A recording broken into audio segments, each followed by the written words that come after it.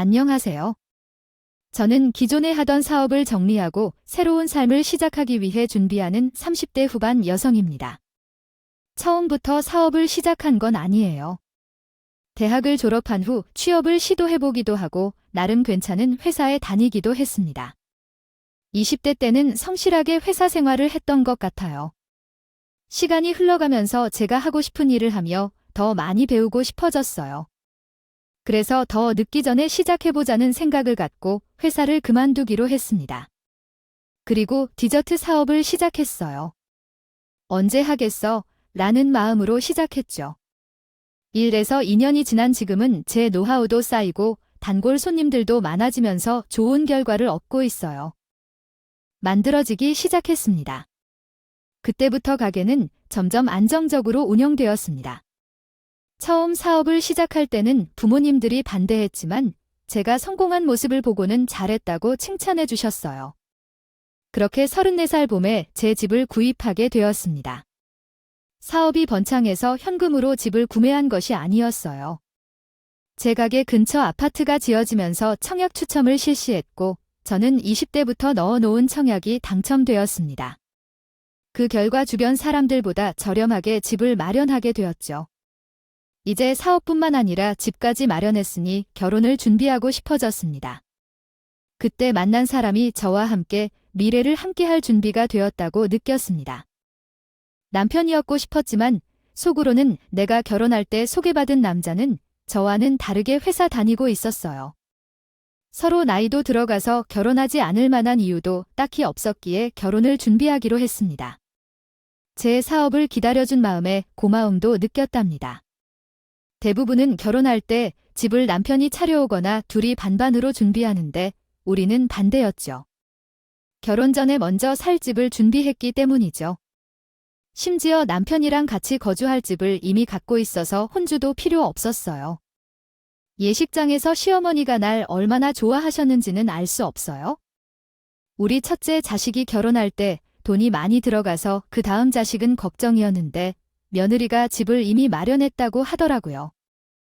또 키우셨어요. 여자 하나서 사업하는 것도 쉽지 않을 텐데 이런 복덩이 며느리가 어디 있겠어요. 그래서 저는 당연히 제 시댁 생활인 탄탄대로의 꽃길만 펼쳐질 거라고 생각했었죠. 그런데 그게 아니더라고요. 저보다 더 편한 사람이 있었어요. 바로 제 형님이세요. 아주버님과 형님은 저희가 결혼하기 2년 전 정도에 결혼했다고 들었습니다. 근데 조카는 아직 없었습니다. 요즘에는 애를 안 낳는 사람도 많으니 그런 거보다 더 있어요. 자세히 물어보고 싶지도 않았고요. 그런데 특이한 점은 있었어요. 번시댁에 가면 다 쩔쩔매는 모습이었습니다. 그게 참 이상했어요. 아주버님이랑 같은 회사를 다니고 계셨다 보니 직업이 특출난 것도 아니었고 혹시나 부잣집 딸인가요? 원했으면 그것도 아니었습니다. 오히려 우리보다 더 작은 형편에 계셨어요. 저는 모르는 사정이 있을 수는 있지만 굳이 알고 싶지 않았습니다. 그런데 결혼하고 나서부터 형님이 저를 싫어하나 싶은 생각이 들 정도로 항상 가시도친말씨를 하셨습니다. 저는 형님과 만날 일이 뭐가 있었겠고 기분이 상해봐야 얼마나 큰 일이 있었겠어요. 서로 얼굴을 보고 지낸 지 오래되지도 않았는데 결혼 후에 형님이 계속 저를 보실 때마다 뼈있는 말씨를 하시니 저도 조금씩 형님이랑 만나기가 꺼졌습니다. 그런데 안 만날 수가 없잖아요. 제가 손에 꽃을 피우기도 하고 얼마 될지도 않았으니 참아야겠다 생각했습니다. 근데 시간이 지날수록 무시하는 말씀도 하기 시작했습니다. 요즘에는 많은 사람들이 사업을 하는 것 같다고 했더라. 그러나 알고 있지? 다른 이들이 성공해도 나는 안 된다는 거야? 남들을 따라하는 것은 망할 수도 있어? 순식간에 월급이 들어오는 직업은 여자에게 딱인데 개인 사업은 돈을 많이 벌어도 휴식을 취할 수 없는 거잖아. 휴식을 취하면 돈을 못 벌어서 나중에 나도 쉬지 못하는데 아유, 그게 뭐야? 일하는 기계도 아니잖아. 회사 다니면서 돈을 받으면서 스스로를 키울 수 있는데 지금 회사에 들어가서 월급이 꾸준히 들어오는 게 좋아? 그러나 뭐든지 장단점이 있지 않겠어? 내가 형님과 동일하게 200만 원을 벌고 있어도 무시해선 안 되고 3배 이상 번다고 해도 자랑해선 안 된다. 최대한 긍정적인 얘기를 하려고 했어. 난 이제 막 몇 년째 사업을 시작했어. 하고 있는 중이라 그렇게 힘들게 일하지 않아도 돼요? 회사 다니면 상사의 눈치를 보려고 힘들잖아요. 저도 회사 생활 해봤어요. 근데 저랑은 안 맞았어요. 그리고 열심히 해도 월급은 똑같으니까 저는 그게 좀 싫었거든요. 그래서 제 사업을 시작하게 된 거였어요. 맞아. 아무래도 동서가 사회생활을 잘할 스타일은 아닌데 손님들한테 싹싹하게 해야 될 텐데. 나중에 가게가 망해서 우리한테 돈을 빌려달라는 말 하지 마세요. 절대 안 빌려줄 거니까. 형님은 제가 말하는 것에 관심이 없었어요. 그냥 본인이 하고 싶은 말을 쏟아낸 것이었거든요. 근데 이렇게 무례한 말을 하면 누군가는 화를 낼 수도 있잖아요.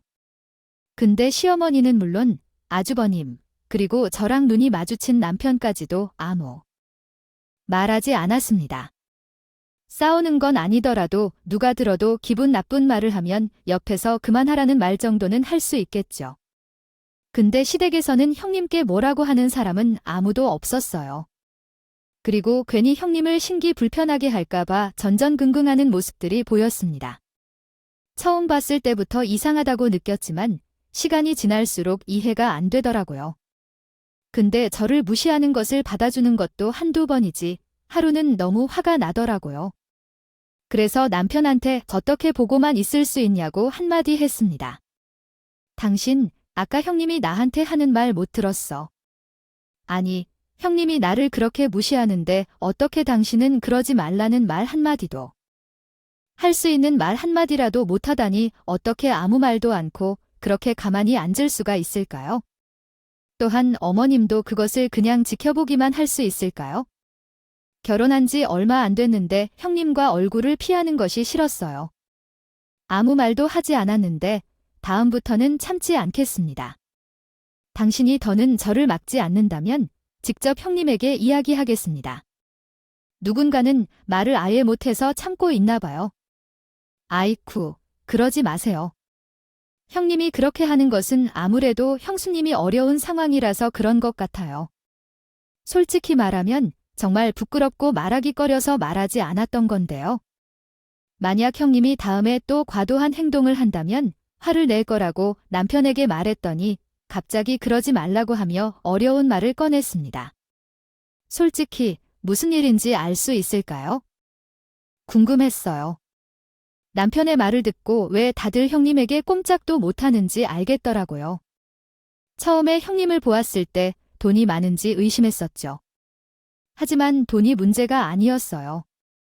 솔직히 제 상식으로는 납득하기 어려운 일인데도 형님은 그 상황에서도 잘 참고 지냈다는 게 한편으로는 대단하다고 느꼈습니다. 원래부터 형과 형수님과 같은 회사에서 일했었어요.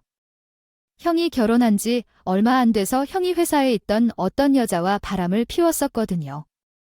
그때 형수님이 임신했는데 그 사건으로 애가 유산되고 난리가 났으니까 형수님은 형의 회사를 옮기게 되었어요.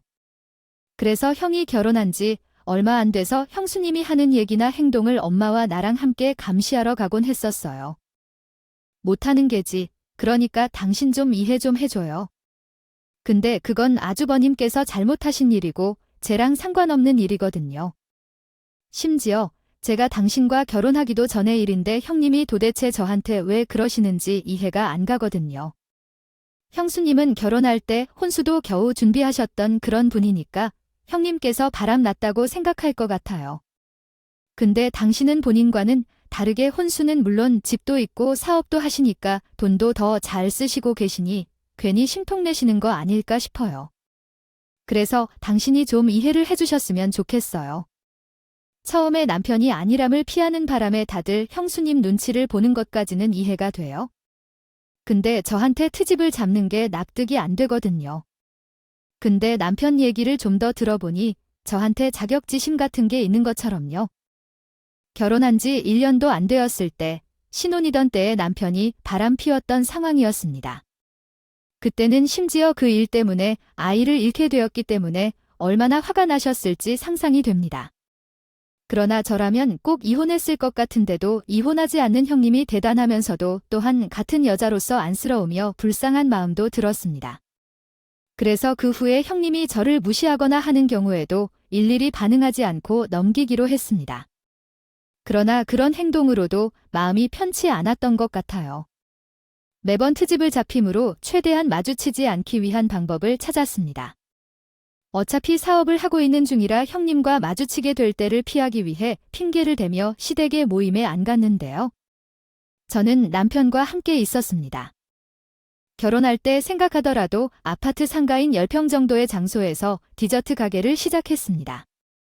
처음에는 어떻게 될지 모르니 작게 시작했는데 생각보다 찾아오는 손님들도 많아지고 단골 손님들도 생겨 오전 2시에 매진되는 상황까지 발생했어요. 가끔 한 번에 들어오시는 분들 중에는 10평밖에 안 된다며 결국 구매하지 못하고 나가시는 분들도 계셨습니다. 그래서 고민을 하던 중에 괜찮은 상가 건물이 하나 나왔다는 소식을 듣고 가게를 보러 갔어요. 가끔 지나가며 새로 나온 상가를 살펴보곤 했었습니다. 아무래도 그분께 기억되었는지 연락을 주셨어요. 이번에는 목 좋은 곳에 상가가 하나 나올 것 같은데 함께 볼래요? 아직 아무도 안 보여줬어. 여기 건물 주인이 1층을 매매하고 싶다고 하더라고. 급전이 필요한 것 같아. 그리고 가격도 다른 상가들에 비해서 괜찮고 넓은 편이에요. 어때요? 한번 봐볼래요? 지금 가서 봐도 돼요? 요즘에 계속 상가를 안 보고 있었거든요. 매매할 수 있으면 좋을 것 같은데 가격이 어느 정도 되는지 모르겠네요. 우선 지금 바로 출발하겠습니다. 부동산 사장님과 같이 매매 나온 상가를 보러 갔는데 24평 정도 되는 공간이었습니다. 지금 상가보다 2배 이상 넓어지고 매매하는 것이라 보니 가격은 높아졌지만 이번 상가 임대료도 올라서 제가 걔를 하나 차리고 싶은 마음이 있었거든요. 대출을 받아야 하긴 했지만 공간이 넓어지면 더 많이 팔 수 있으므로 어느 정도 대출을 받아도 괜찮겠다는 생각이 들었습니다. 또한 현재는 혼자서 운영 중이지만 직원을 고용하여 함께하면 좀 더 많이 벌 수 있을 것이기 때문에 도전해보자는 생각이 들었습니다. 남편한테 이 이야기를 했을 때 남편은 알아서 해라고 했지만 남편보다 돈을 더 많이 벌고 있기 때문에 망하지 않을 것이라고도 하고 있습니다. 그래서 건물을 매입하여 리모델링을 시작했고 디저트 가게를 오픈한 지 얼마 안 됐지만 전국적으로 상황이 나빠지면서 가게도 힘들어졌습니다. 가게 문을 계속 열 수 있는 시간도 제한되어 있어서 다들 아시다시피 상황이 매우 어려워졌습니다. 하지만 가게를 접을 수는 없다고 생각해서 가능한 모든 방법을 시도해 보았습니다. 전에 있을 때에는 혼자 디저트를 만들다 보니 배달은 꿈도 못 꿨는데 직원도 있고 가게로 찾아오는 사람들도 확 줄었으니 배달을 하는 것도 괜찮겠더라고요. 그래서 다른 가게들보다 발빠르게 배달할 수 있도록 준비했습니다. 제가 배달을 준비할 때만 하더라도 카페나 빵집에서 배달하는 경우가 많지 않았거든요. 그렇게 매일 바쁘게 생활하고 있는 도중 시어머니가 물러 시댁을 가게 됐습니다. 가보니 형님이 계시더라고요. 두 분이 저를 불러다가 끌지 말고 하루빨리 사업을 정리하는 게 돈 버는 거 아니겠냐고 하더라고요. 최근 개인 사업하는 사람들 다 힘들다고 하던데 너는 사업하는 사람이 그것도 안 살피고 확장을 하면 어쩌니 우리 아들 힘들게 벌어오는 돈이 어떻게 되겠냐? 잊기 쉽게 생겼네. 지금이라도 빨리 결정해야 해. 그래야 돈을 어느 정도든 받을 수 있을 거니까. 아니야. 그러니까 내가 회사 다니라고 했잖아. 이게 뭐야? 이러다 동서가 개털처럼 될 거야? 가게 망하는 거 아니야? 시간 문제일 것 같은데 빨리 정리해서 조금이라도 남기는 게 좋은 거 아니야.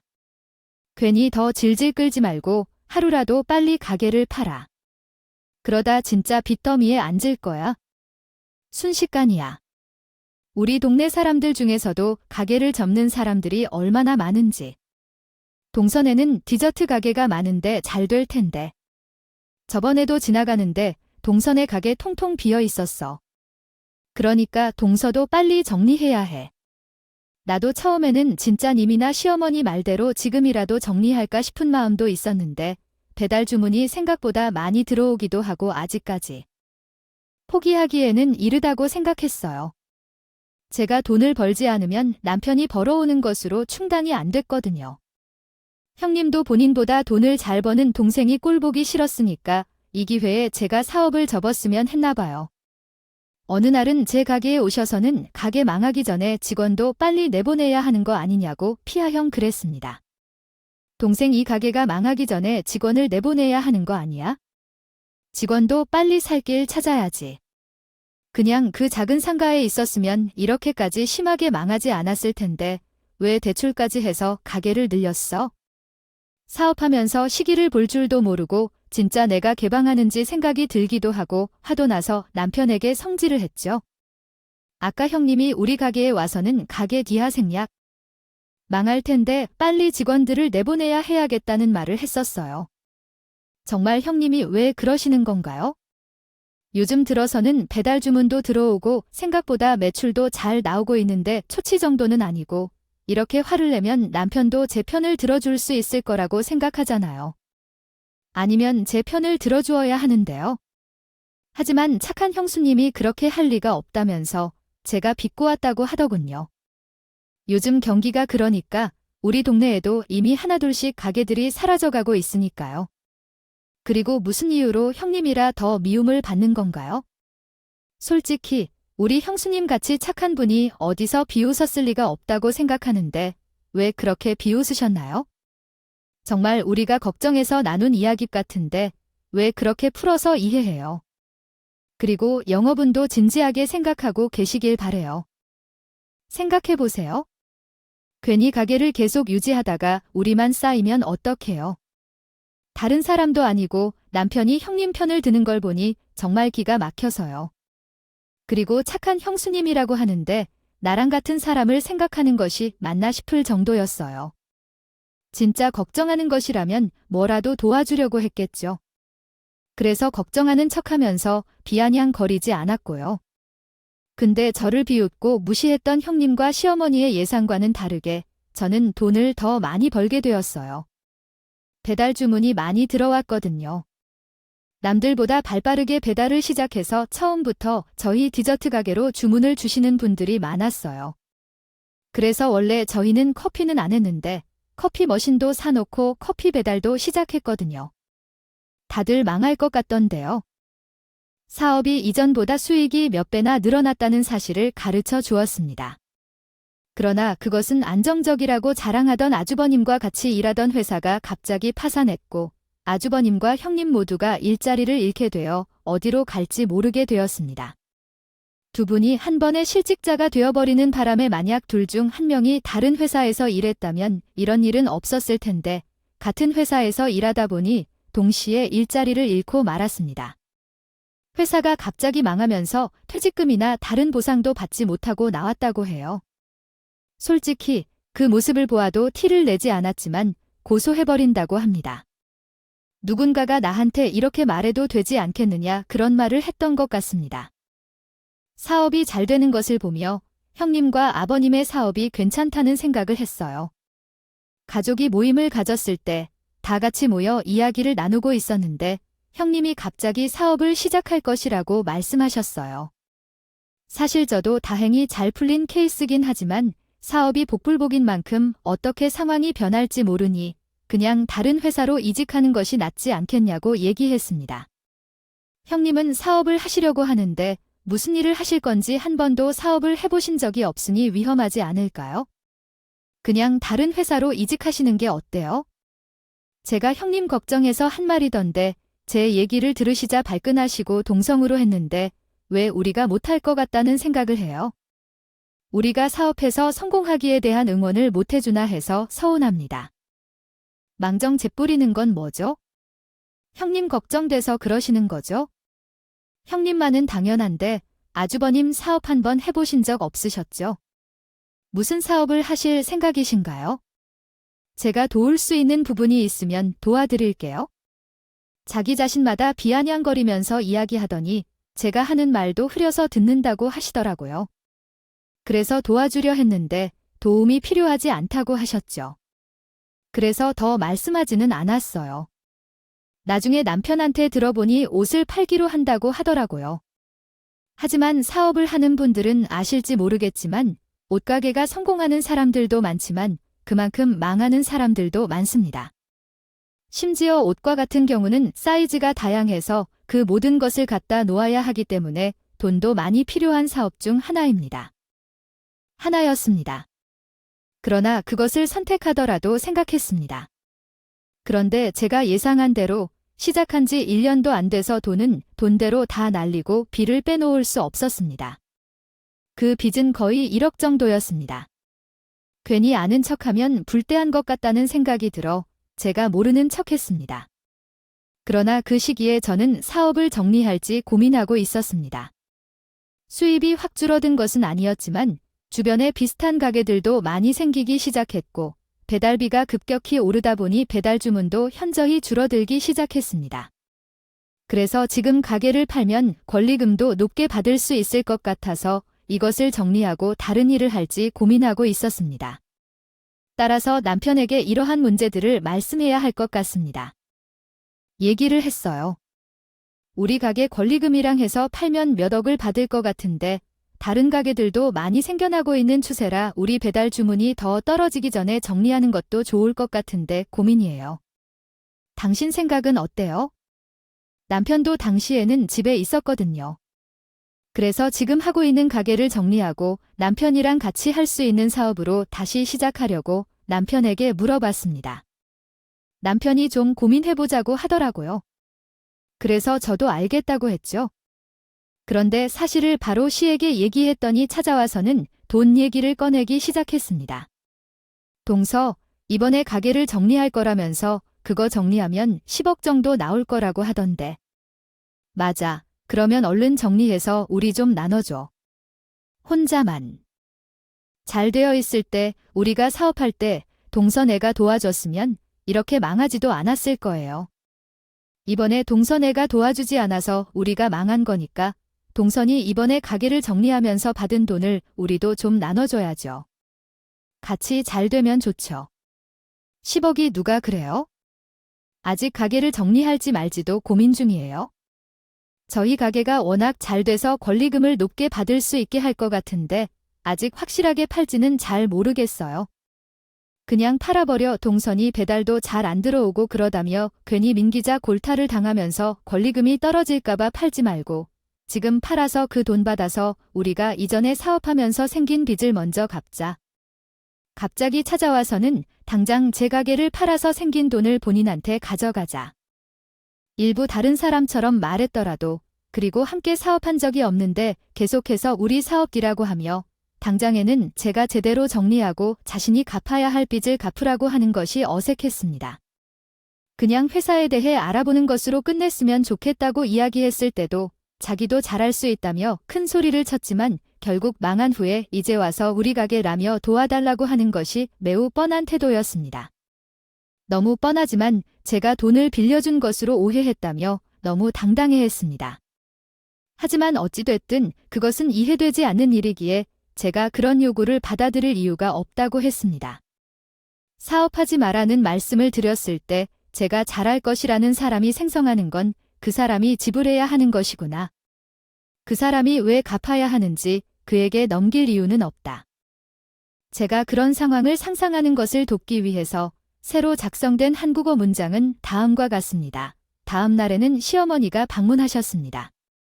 시어머니께서는 무슨 이야기를 들었는지 형님께 여쭤보시기로 하셨습니다. 시어머니께서는 저와 형님과 함께 10억 원의 이야기를 꺼내셨습니다. 너희가 이번에 가게를 정리하면 10억 정도 나올 거라고 하셨는데 그게 사실인지 확인해 봐야겠죠. 정리가 되면 돈을 벌어서 큰 애빚부터 갚아주라고 하십니다. 너희들은 사업을 하면서 항상 여유롭게 살았었는데 그러니 도와줘야 할 때가 온 것 아닙니까? 형님은 회사 다니다가 사업을 시작하면서 힘들어하는 것 같아요. 그러니 힘들 때 도와주어야 하는 거지요. 너희들은 여유가 있으니 조금 도와주십시오. 시어머니께서는 형님에게 빚을 갚아주라고 하셨다고 합니다. 이야기를 듣고 있자니 정말 믿기 힘들었습니다. 단지 제가 가게를 확장할 때까지만 이제는 망할 거라고 얘기했던 사람들이 줄줄이 찾아와서 이제 와서 저한테 돈을 달라고 합니다. 그런데 돈을 잘 버는 저보다 바람피는 것을 눈감아주는 며느리를 더 높이 쳐주는 이상한 분위기를 만들며 시어머니와 제 남편은 돌아가며 제 앞에서 형님 칭찬을 하기 시작했습니다. 우리 큰애도 힘들 텐데 이번에 뽕이라고 삼계탕을 해왔다니 뭐랄까요? 사실 남편이 돈을 못 벌어온다고 해서 이혼한다는 난리를 칠 법도 없어 애가 참 잘 됐어요. 맞아요. 우리 형수님 같은 사람이 없지? 우리 형이 진짜 잘해야 해요. 내가 주변 사람들한테 다 얘기하니까 그런 사람이 잘 되어야 하는데 이번에 사업이 잘 안 돼서 걱정이에요. 우리가 도와줄 수 있으면 좋을 텐데 가족이니까요. 도와주는 것은 우리 큰 며느리처럼 착한 사람이 되어야 하는 것이지. 우리 둘째가 알아서 잘 도와주겠지? 시어머니는 물론 남편도 항상 저희들을 칭찬해 주셨어요. 근데 듣는 것이 들을수록 이해가 안 되거든요. 제 상식으로는 바람핀 걸 눈감아 줬다는 것도 이해가 안 되는데 도대체 그게 왜 착한 사람인지요? 그냥 본인 팔자를 본인이 꾼 것 아닌가요? 매번 시어머니와 남편만 제 앞에서 형님 칭찬을 늘어놓더니 이게 다 밑밥을 친 것이었다고요. 어느 날 형님이랑 아주버님이 시어머니와 함께 우리 집으로 오셨습니다. 그러면서 빌려준 돈 가져가듯이 당당하게 돈을 달라고 하더라고요. 너도 이 정도면 큰 아이 좀 도와줘라. 너가 가게 정리하면 10억을 받는다며. 애가 그 돈을 다 달라는 것도 아니고 그 절반을 달라고 하는 것도 아니고 거의 2억만 좀 나눠 달라고 하는데 뭘 그렇게 안 주고 그러냐?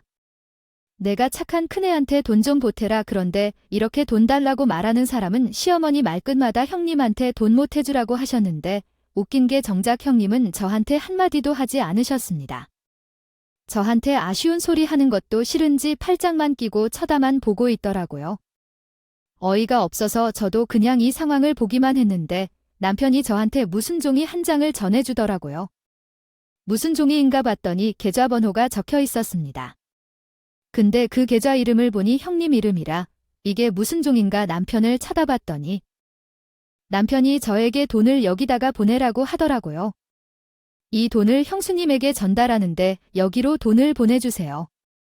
나도 이쪽에서 형과 함께 사업을 해보려고 합니다. 언제까지 집에만 있겠어요? 이제 일을 시작해야지. 하지만 우리에게 지금 당장 돈이 없잖아요. 그래서 당신이 돈을 좀 보태줘야겠죠? 그러면 좋을 텐데 그걸 왜 내 돈으로 해야 하나요? 당신의 돈으로 해도 괜찮지 않나요? 염치가 없어도 정도를 지켜야겠죠. 또한 돈을 저한테 맡기고 왜 다시 돈을 달라고 하는 거예요? 심지어 저도 아직 가게 정리를 안 했습니다. 저도 돈이 없다고 그러니까 그냥 질질 끌지 말고 빨리 정리해 주세요. 그 돈으로 우리 아들과 함께 사업을 시작하는 거 아닙니까? 당신은 우리 아들이 이렇게 힘들게 하고 있는 것을 못 보시나요? 게다가 둘째도 함께 통합해야 한다고 했잖아요. 도와주어야지. 남편에게 왜 돈을 내달라고 하는 것 이게 무슨 말이지라고 물었더니 시어머니가 그래서 빨리 가게를 정리하라고 하더라고요. 또 형님이 고생하는 것이 불쌍하지 않느냐고 하는데 더는 어떻게 도와주어야 할지 모르겠다고 했습니다. 그래서 하나 말했습니다. 아니, 형님이 힘들어 하는 거야. 아주버님이 바람 펴셔서 그런 거 아니겠어. 그리고 아주버님이 바람 피어서 고생한 것을 보상받는 의미라면 그게 도움이 되어야 하는데 왜 내가 그런 일을 해주어야 하는지 이해하지 못하는 걸 물었습니다. 나는 아주버님이 아니라 바람을 피우라고 등 돌려주었다. 말을 꼭 그렇게 해야만 하는 거야? 가족끼리 도와주는 거면서 이렇게 소란을 피우는 일이야. 또한 가족이라면 서로 허물이나 힘든 부분을 감싸주고 이해해줄 줄도 알아야지. 이렇게 말할 수가 있는지. 그러니까 내가 왜 그런 보상을 해주어야 할까 정신이 나갔어. 그가 진정으로 부르는 소리였다면요. 당사자인 형님은 아무 말도 하지 않았죠. 그런데 왜 나만 나서서 난리를 일으키고 있나요? 이 집은 제가 결혼할 때 가져온 집이라는 사실을 알아야 한답니다.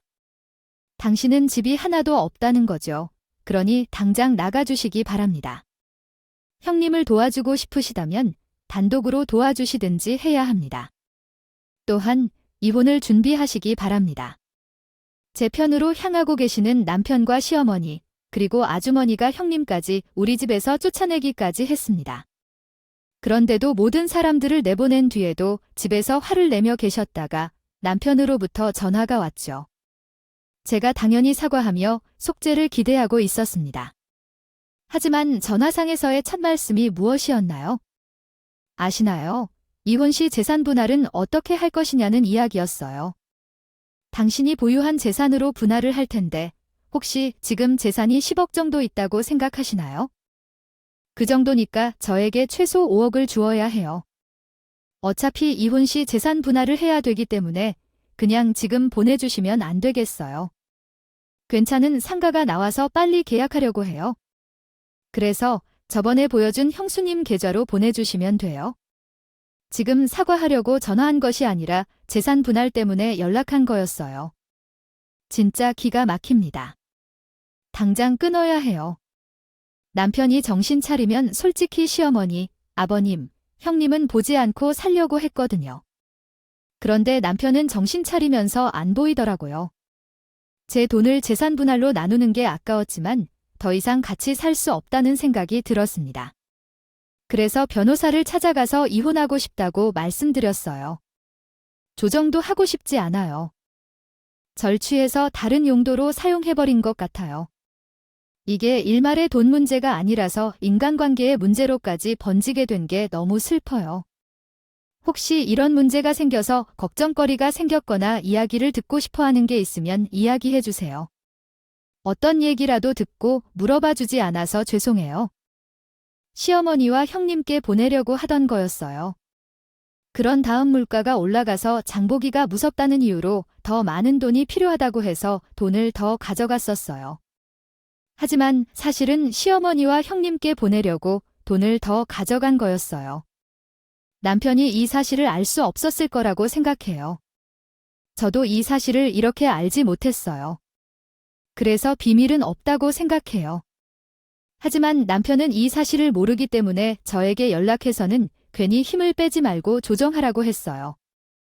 소송으로 가면 힘만 들 뿐이고 변호사에게 맡겨야 할 일이니까 단순히 조정으로 해결하길 바라요. 당신도 변호사 상담을 받아서 어느 정도의 재산 분할을 받아야 할지 결정해야 해요. 서로 그 정도만 받은 것 같아 이혼하자고 변호사랑 상담해봤더니 내가 당신에게 줘야 하는 돈이 전혀 없다는데 당신 같은 변호사랑 이 증오해서 그런지 제대로 알아봐주지 않은 것 같아요. 내가 재산 분할을 해주지 못한다고 말하니 남편이 놀라며 그게 어떤 말이냐 하더라고요. 뭘 줄 게 없다고? 이혼 시 부부 재산 분할을 해야 된다는 거 몰라? 당신은 그것조차 정확히 모르고 무슨 헛소리야. 당신이 몰래 시엄마나 형에게 생활비를 보내고 있었던 것도 계산해보니까 당신이 받아야 할 분할 정도더라고요. 그래서 미래 재산 분할을 위해 당신에게 줄 돈이 하나도 없어. 그 돈은 모조리 내 주머니에서 나간 돈인 거잖아. 이혼 소송을 제기하지 않았기 때문에 이 사실을 모른 채로 내 돈을 더 주는 상황이 발생했네요. 남편은 이 사실을 알지 못했나 봐요. 당황해서 성급하게 전화를 끊었는데 본인이 이제 와서 어떻게 할지 모르겠지만 해결될 여지가 있을 겁니다. 결국 남편에게 한 말을 듣고 집에서 쫓겨 이혼을 했습니다.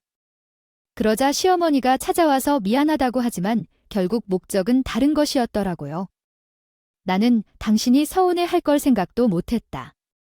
게다가 당신이 남편이 바람을 피운 것도 아니었고 이혼했더라도 가족이었던 사실은 변하지 않아.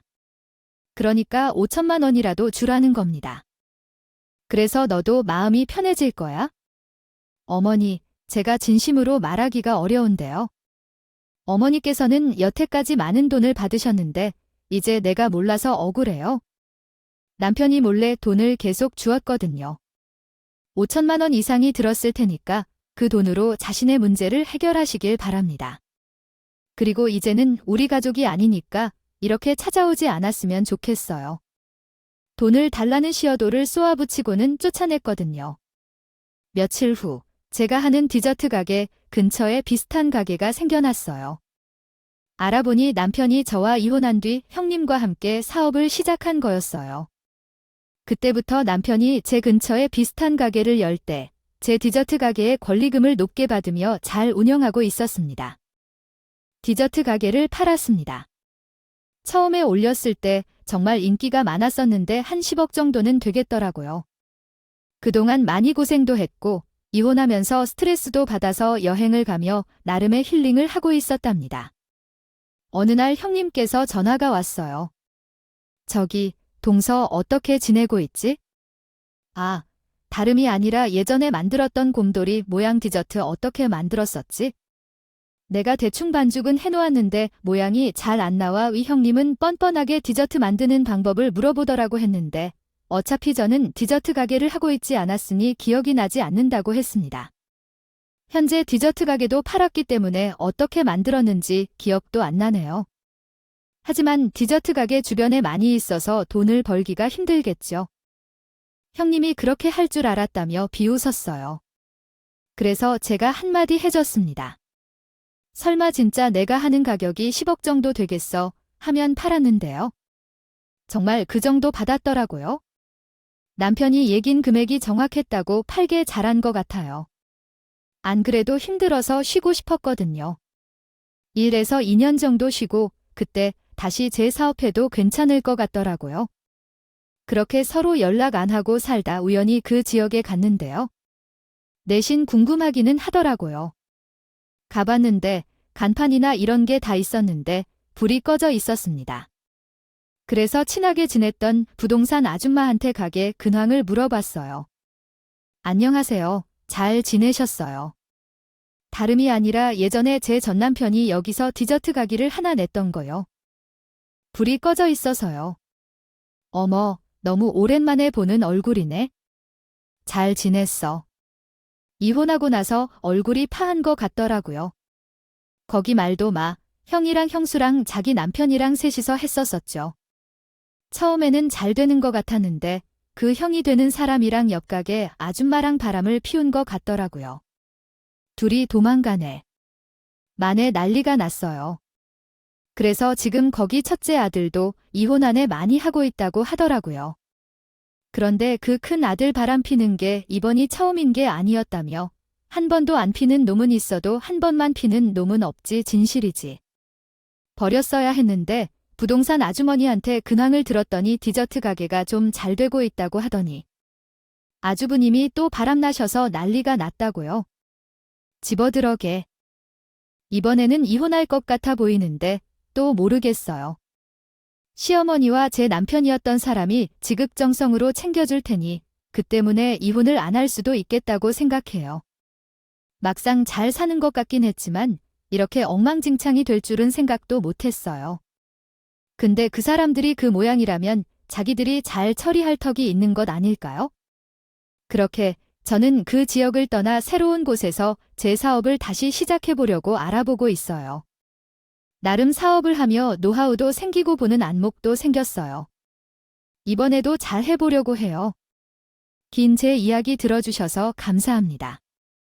오늘도 저희 채널에 와주셔서 감사드립니다. 더 좋은 이야기로 찾아뵙겠습니다.